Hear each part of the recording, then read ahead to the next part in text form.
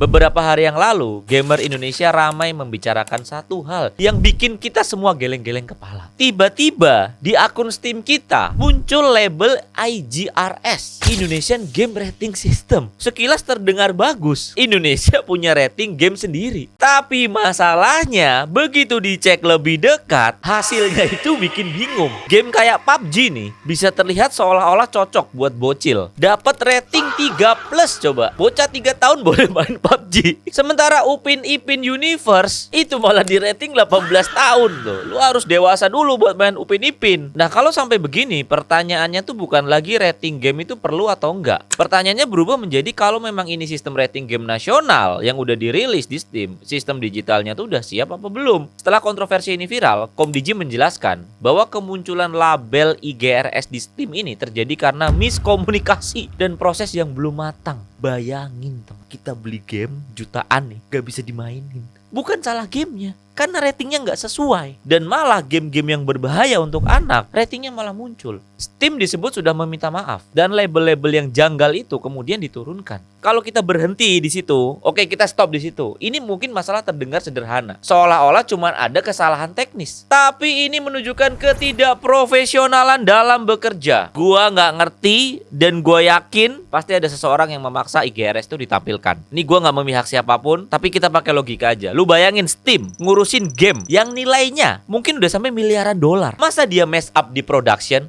Itu nggak mungkin. Masalahnya tuh ada pada kontrol sistem, alur verifikasi, governance digital, dan disiplin publikasi datanya tuh di mana. Dalam sistem digital, data trial yang bocor ke publik itu bukan sekedar salah ucap. Itu artinya ada pagar yang nggak dikunci. Itu artinya miskomnya itu dua sisi. Pasti Steam dan Komdiji. Yang sudah minta maaf sekarang Steam.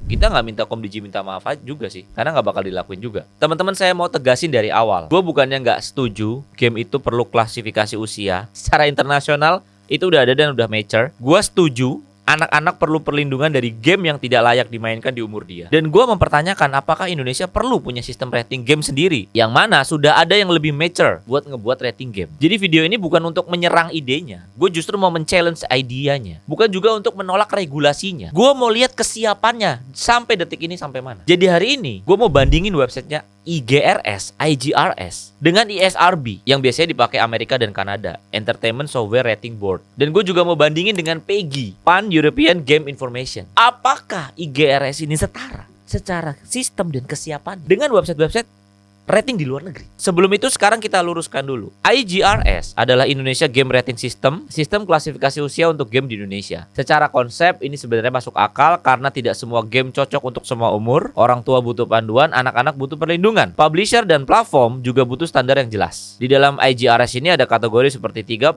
7+, 13+, 15+, 18+. Secara prinsip saya tidak melihat ada masalah di sana. Malah itu langkah yang wajar. Yang membuat sistem seperti ini dipercaya adalah akan terbongkar di websitenya. Sekarang kita buka satu-satu. Kalau kita buka websitenya igrs.id, bam, tampilannya udah, kita jujur aja deh, gue floor di sini sangat tidak meyakinkan. Dari segi UI UX, desain, nggak masuk di gue. Apa sih ini, kayak apa sih sok-sok digital gini? Nggak masuk di gue. Di navbarnya ada home, about, rating info, addiction consultation. It's very good actually. Contact us. Oke, tapi kalau kita buka dengan website rating yang ada di internasional, misal SRB, udah jelas banget kelihatan bedanya. Dari segi UI UX, dari segi keniatan bikin website, itu udah jauh. Gua nggak ngerti ini skill issue atau memang nggak dikerjakan secara serius. Kita buka PEGI, walaupun websitenya lebih sederhana, tapi pasti lebih mending dengan desain yang oke lah. Kita sering lihat ini nih teman-teman, logo ini di balik game yang kita beli dulu. Kalau kita di masa kecil atau masa sekarang ya, dia kasih panduan-panduan yang jelas. Ini websitenya sama nih, ESRB sama PEGI. Jadi misalkan everyone, untuk semua orang tapi di usia di atas 10 tahun. Ini violence, nggak semua orang. Nah ini intense violence, ini 17+. Nah ini buat remaja yang tadi buat semua orang. Nah ini PEGI juga sama, 3, 7, 12, 16, 18. Dan ada content description-nya, ini ada apa aja di dalamnya. Dan kalau kita buka IGRS, harusnya dia tuh nyontek ada rating info di depan, tapi nggak ada. Nah, ini rating infonya malah justru di sini. Oke, sebenarnya kalau dari segi rating, IGRS ini hampir sama juga. 3, 7, 12, 16, 18 yang tadi gue jelasin. ESRB juga. Di IGRS juga ada rating info, which is already good. Ada reviews classification, ada content classification, sama juga. Mereka juga ada. Tapi bener-bener berantakan dari segi website. Nah, tidak ditata dengan baik. Bayangin kayak gini udah dirilis di Steam kemarin, ya pasti chaos. Ini baru website awalnya. Harusnya dirapin juga dulu websitenya dengan baik. Oke, yang jadi pertanyaan gue juga, gimana cara publisher buat register? Kalau di ESRB ada, bisa login, ada passwordnya. Nanti kita dikasih panduannya lengkap. Gimana caranya game kita di rating. PEGI juga sama, publisher ada. Nih, ada kontak formnya ya teman-teman. Ada find out more-nya. Ada. Nah, kalau di IGRS, di sininya paling-paling kita ke kontak us. Jadi nggak ada bener-bener buat publisher kontak. Dan coba gue kontak ya. Apakah ada customer service yang bisa memandu saya menjelaskan ini? I'm not a robot. Kok harus attachment sih? Apa yang di attach? Lah, dia error. Kalau diklik home dia lama loadingnya. Send. Tuh, lihat teman-teman. Successfully send. Tapi verification expire. Gimana sih? Pusing gue. Apakah gue dapat email? Kalau gue udah ngontak mereka? Dapat. Oke, good. Dan setelah gue scroll ke bawah, satu-satunya cara untuk mendapatkan rating adalah register an independent game. Nah, jadi harus register dan sign up. Ini caranya. Tapi nggak ditaruh di atas. Harusnya ditaruh di atas. Oke? Tapi jujur, tampilan websitenya nggak banget. Dan ini apa coba? Maklumat penyataan, blog detail, dibuka juga muter-muter. Berantakan banget nih website. Belum ready nih buat production. Oke, sekarang gini. Ini juga most viewed-nya ini kadang keluar kadang enggak. Kita mau buka coba Resident Evil Requiem. Ini yang membuat gua agak-agak pusing sama IGRS. Ratingnya 18. Oke, dikasih deskriptor macam-macam. About this game. Requiem for the dead, nightmare for the living. Prepare to escape death in a heart-stopping experience that will chill you to your core. Kenapa bisa 18 plus? Penjelasannya mana? Coba kita lihat ya di SRB ya. Kenapa dia dikasih mature 17 plus sama ISRB? Karena ada penjelasan yang banyak. Dia kasih nih jelasannya. Misalkan, ini tuh ada blood and gore-nya, intense violence and strong language. Also include in-game purchase. Ini survival horror game di mana player itu nge-assume dia sebagai FBI analyst dan spesial aja dan lain-lain, dijelasin gamenya tuh apaan. Bukan begini doang. Ini bagaimana? Coba kita lihat PEGI. PEGI lebih jelas lagi.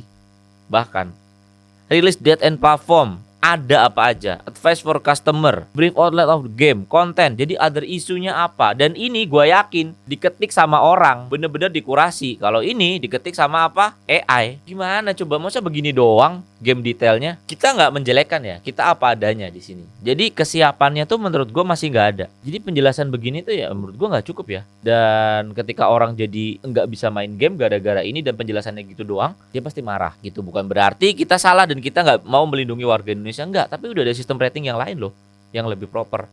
Apakah kita harus punya sendiri dan membuang anggaran? I don't know. Oke teman-teman, setelah kita lihat, kita harus ambil kesimpulan. Yang pertama, sistem nasional tapi statusnya masih abu-abu.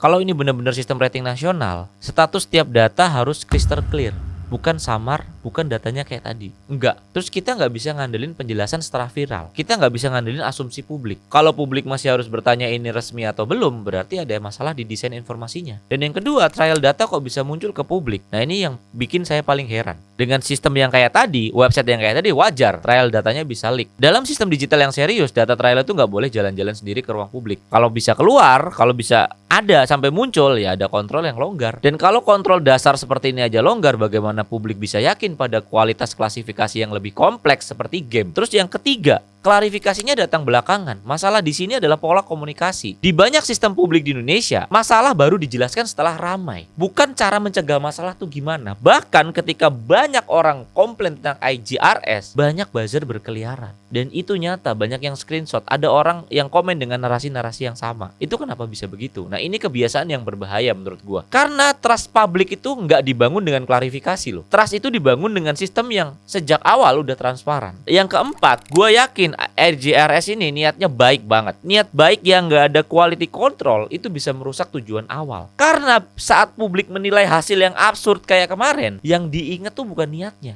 tapi yang diingat tuh chaosnya. Dalam dunia digital, satu output yang salah bisa menghancurkan persepsi terhadap seluruh sistem. Yang kelima, ini bukan sekedar masalah gamer. Kalau ada yang berpikir ya udahlah cuman urusan game doang. Loh, Menurut saya itu salah besar. Industri game itu sangat besar dan banyak juga perusahaan game di Indonesia yang mulai berkembang, walaupun agak sulit berkembang di sini. Dan banyak dari anak-anak muda kita yang game itu adalah bagian dari hidupnya. Kita stres, pelariannya apa? Ya game. Kita mau menikmati hidup, ya salah satunya main game. Jadi ini bukan masalah remeh. Justru ini contoh penting. Bagaimana kebijakan publik yang sebenarnya bagus bisa terlihat lemah kalau produk digitalnya tuh nggak presisi. Closing dari gua, pelajaran dari kasus ini jelas. Indonesia tuh ya boleh dan memang seharusnya mungkin ya punya sistem rating game sendiri. Tapi kalau mau dipakai sebagai acuan nasional, sistemnya harus lebih siap daripada sekedar udah ada. Websitenya ada.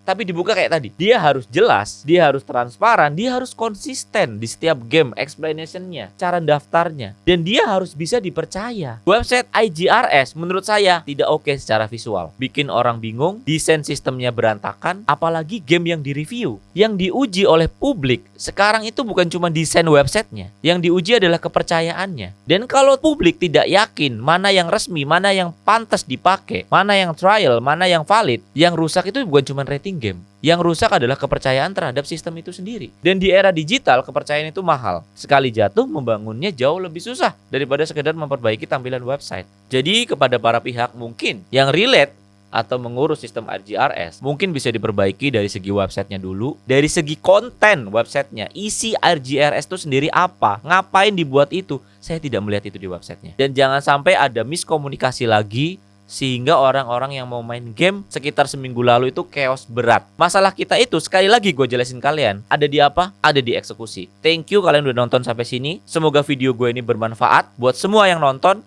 Jangan lupa subscribe dan aktifin lonceng. Gue David Alfa Sunarna, salam pamit.